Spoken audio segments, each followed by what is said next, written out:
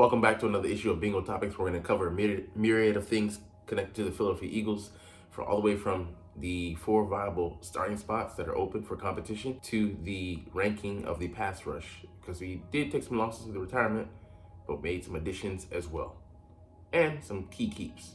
For now, what's up? It's your boy Cintron coming back at you with another analysis video. And I kid you not, that's my real name. So I'm a little bit under the weather, so bear with me. But starting out first here with Eagles have 4 starting jobs left to figure out. Let's dive into them. So free agency has pretty much settled in. The second week is has begun, and it's the second wave. The more valuable picks, there are pickups that should be are left to be had here in this period. We've previously picked up guys like a guy like Patrick Robinson, low priority, but end up being key guys that played key roles on our championship team. So don't underestimate the non-flashy part of free agency. So let's get started with right guard. So Cam Jurgens, obviously, he's going to move over to center, so that removes him from the starting job. But Tyler Steen is a guy we drafted in the third round, early third round last year, pretty much a late second round pick. But we announced him, I think, as a tackle. We might announce him as a guard, but I don't know if that's the position we see him parlaying himself into. He's a bigger guy. I think he's like 6'4", 6'5", 330. So he fits the profile physically, but does he have the ability to switch over to that guard spot? He started one game last year against the Dallas Cowboys, and I think our first game against them, and he didn't do bad, didn't do good. Had some spots where he had the wherewithal to recover that fumble, and that was the biggest play for him made in that game. But I believe that he's someone that, if he doesn't slide at guard, he's going to give us a swing tackle. But we already have, I think, a few prospects for that. And I'd love to see us pick back up Andre Dillard. He's a free agent now, and he'd be a guy that, at the right price, would give us that security there at tackle to back up those guys. But it'll be interesting to see what steps he takes forward to challenge him outright. I would love for them to actually draft an old lineman in the first round or second round and cross-train them. They'd be the tackle of the future, similar to Steen in that same make, but also be able to play guard in the interim so that we could get a double duty for them. So it'll be interesting. I think free agency's done with this route. We brought in depth by way of Matt Hennessy. I don't think he's going to be competing for a starting job, but he could hold down the fort for a couple starts. He has that center guard versatility, playing with left guard. But I think this is Steen's job to lose, him being the veteran. A veteran now. Cam Jurgens being a second-year guy, which is why he was able to beat out Steen in his rookie greenness. So I look for him to do the same, maybe to anybody coming in, if he has the aptitude to play the position. Wide receiver number 3. Yeah, Devontae Parker is not it. He's just there to be a camp body. To see what tread is left on the tires. We owe him nothing. I think it's $1 million contract, and we can pretty much cut ties with nothing being held onto. So here's where I think we go to the draft, but also free agency. Like KJ Osborne, a guy that I thought might have been a good number 3, already signed, looking to sign, I think, with another team. And there's still guys out there. The Texans receiver that used to play for the Dallas Cowboys under Kellen Moore as well. But he could be an option, bigger guy, veteran, obviously. But I would love for us to pick up someone like that, McConkey or Xavier Worthy. I wouldn't be opposed to going early, first, second round with this pickup, because with us hitting a number of spots in free agency, we have the ability to go BPA, best player available, and it just makes us harder to predict and where we could go with the pickup. I wouldn't be opposed to O-line, cornerback, not safety, first round. But first 3 rounds, I wouldn't be opposed to that as well. There's so many different routes we can go. What do we want to prioritize? Where do we want to have extra depth at, or create competition? Linebacker. I mean, there's, like I said, so many routes we can go down, and receiver being one of them. But we do need to get more production out of the wide receiver number 3 spot. And I do believe that adding a quality guy high in the draft would do that, and hopefully a guy that Jalen can build some chemistry with, trust, and lower the focus. Someone that can take advantage of the focus that's put on Devonta Smith and A.J. Brown and just eat in that slot. Just constantly. Because, I mean, you're playing in between those two guys, and you have a guy like Dallas Goedert there on the inside, outside, running those routes, as well as Saquon Barkley in the backfield. You're going to be fourth, fifth option potentially, and you could just destroy. Think about Xavier Worthy's speed. They're going to have to worry about all those guys. And then him on top of that, a fucking nightmare. And then he doesn't have to come in, with all the pressure on his shoulders to be the guy. He can let those guys do that, and he can just be a specialty guy. All right, I'm just touchdown. He has Tyreek Hill type speed, and he's even faster, which is nuts. So I would love for us to add rare talent, rare speed to this offense, and truly, become a weapon. Lab McConkey would do that as well with his level of route running. Leggett would be a mismatch. I think it's Wilson out of Michigan would be indefensible. He's in between Lab McConkey and he can win some 50-50 balls even at his 5'10" size, as well as a guy like Adonai Mitchell. I know he was an elite route runner. I'm gonna look at the tape myself, but at that size, 6'4", $190, 200, but running a 4.34, that speed is deadly too. So adding a guy with excellent speed, I wouldn't be opposed to that. So there's so many different options available, but I think the draft is the best way to go. And adding a guy who could be number 4, maybe we re-sign what's his name? The receiver we had last year coming from Atlanta. I forget his name, but that could be another route. But hopefully we go free agency and then the draft with those two. Slot corner. This one is for me. I would say we should go the draft route. Zach McPherson is coming back next year, but we don't know what he's going to bring, and he was just a trial period player at slot. We don't know how he's going to fare out because he tore his Achilles before we could get to see the fruits of his labor.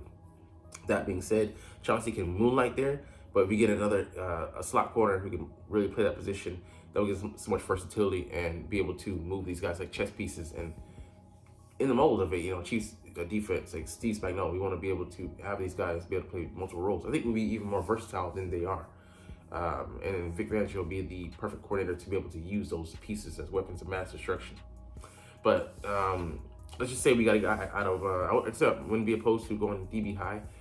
In the second round, if we draft Max Melton out of Rutgers, he has inside-outside versatility, 5'11", $190, ran a 4.39. I think he might have been a 4.38, but he's fast. Similar to his brother, Bo Melton, who plays for the Packers receiver, and that would give us so many options to be able to flip the field, to do many things, and to play those guys, to blitz him from different positions, to swap, to not deal with the issues that we dealt with last year. Poor matchups because we had to have this guy on that guy, and then be exposed because this guy's limited in his skill set. With filling a guy like Chauncey who can play safety or slot, and then a guy who can play slot or outside, the sky is the limit. So I would hopefully go with the draft for that route, but there are some guys that are still left in free agency, but I would say the better upgrade, long term especially, is the draft.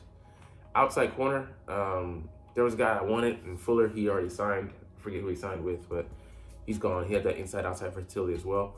But, the guy already could be on the roster. This is one of the other positions that I think is maybe well stocked. Bradbury, of course, he's in the afterthought, not looking to seriously give him any burn. He might get cut post-June 1st, a cut. Be just designated for that. But Keely Ringo could potentially be that guy. Isaiah Rodgers in that mix. Like I said, Max Melton would be a guy. He can play inside or outside. Or if we were to get someone, we're not going to get Quinion most likely because he's going to go too high. But TJ Tampa, let's see, what are the corners in that range? Kool-Aid McKinstry, if we decide to go first round. So I wouldn't be opposed to, there's so many things we can do because we have that flexibility now, addressing a lot of those needs and spots in free agency. So it really is the draft board really wide open to what we want to do. Just depends on how high and how much of a priority we want to put on certain guys. So I'm excited about the draft, man. Get to these pro days, but we'll see what's gonna happen in between. All right, the Eagles did pick up a linebacker, Oren Burks. Um, it's funny. This was a guy that last year we would pin on these guys to be starters. Now we're sliding them in their rightful places as backups, and he does bring some size element. Good coverage linebacker. Yeah, he's a backup though. He's slotted as such, and he's going to elevate our special teams. Was that kind of guy in for the 49ers. He played for the Packers previously, but he'll be able to replace a guy like Sean Bradley, who towards ACL the year going into the year wasn't able to play, and I think we're gonna let him just go off and just sign off in greener pastures. But you only have like I would say one more spot for a guy bringing in a linebacker, because there's only so many spots we're gonna allocate to that position. With in the modern day being two linebackers starting instead of three like we were in the early 2000s and 90s, but and there before that. A good solid guy though. He has that, like I said, that special teams acumen, but he had the most playing time I think last year. He made a couple of starts, or might have been a handful of starts, and he showed his coverage. He had a pick, so glad to see that we're getting guys like this that can give us good depth, but we're looking at them primarily as depth players and not starters. So slot them in correctly. We're gonna look at a mock draft here, and I would love for it to play out like this, but I just don't think it's gonna happen. All right, first Terrion Arnold. I don't see him dropping there, but if he did, that would be a great guy to pick up. Ran a 4.51, acquitted some of those knocks on his athleticism. He's more of a he's a 5'11" guy. Not as big as I thought, but he's solid. Plays a huge amount of confidence and size, speed, and ball hawking skills. Yeah, I think he'd be a good fit here. So, like I said, I wouldn't be opposed to going that route. And I don't think there's any way that Peyton Wilson, after what the display he put on during Combine Week, slips to pick 50 in the second round. But if he does and we snap him up, I wouldn't be mad at that at all. Excellent linebacker, can cover, can hit. Older prospect. That's the only thing to knock on him. The injury history, but other than that, think about him with Devin White for a season. But most likely Nakobe Dean will be starting, so they'll bring him in maybe packages, and he'd be our coverage guy, or he'd have a role in this offense. So he could be a bit of a joker this year, and then take on the full spot alongside Nakobe Dean when White goes off to greener pastures next year. Xavier Worthy, like I said previously, this big guy I love. 4.21 speed. How do you defend that with all the other options you have in this offense? And then I forgot about Jalen Hurts. Scary indeed. So I put the league on notice with that kind of move. I would love it. I would love it. Even though he'd be similar to Devonta Smith in build, that speed, it's unreplicable. Nothing like it. Cameron Kitchens, I don't know if he was slip this late, and we don't have the third round pick anymore, so this is a kind of faulty drafting for them. We have the 4th round pick now. I don't think he slips that far. He would be a great guy to have though, because we have C.J. Gardner-Johnson, Reed Blankenship, Sidney Brown, and then him. That'd be a quartet I would feel pretty confident in. He'd be able to come along and potentially replace Reed Blankenship while we see if he can be that long-term player. So, and give that option. It would give us that option with a quality depth player that can be a future starter potentially. All right, Javon Foster, bigger tackle, but I have to look at his tape and see how he grades out. But this being a draft where there's quality throughout at tackle position, I'd love to go earlier, to get a guy that we could mold and shape it to be a successor to Lane Johnson. But if we can get a guy later that could still fit that to a T, there'd be no one better to ask than our O-line coach Stoutland. So he can mold and shape putty into fine premium clay. So I wouldn't be mad at it, but I would hope that we would go earlier. All right, Jaheim Bell just fits he's too similar to a guy like Albert O. So I want an actual dual threat guy. So I would go more like a Tip Raymond, a guy who's big, but he's actually faster than expected. I think he ran a 4.6 at his size, 271. He's pretty much a tackle. A beautiful guy to have at that position. I mean, like, he could give us a dual threat in the mode of Dallas Goedert, but I don't think he'd be that as good.